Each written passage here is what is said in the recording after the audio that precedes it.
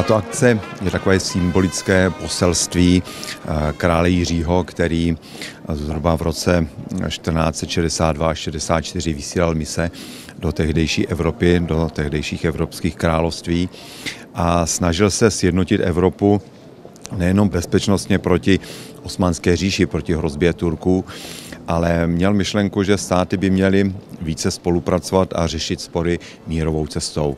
K tomu navrhoval i založení různých institucí, které se zjednodušeně řečeno podobaly takovému OSN anebo víceméně strukturám Evropského parlamentu.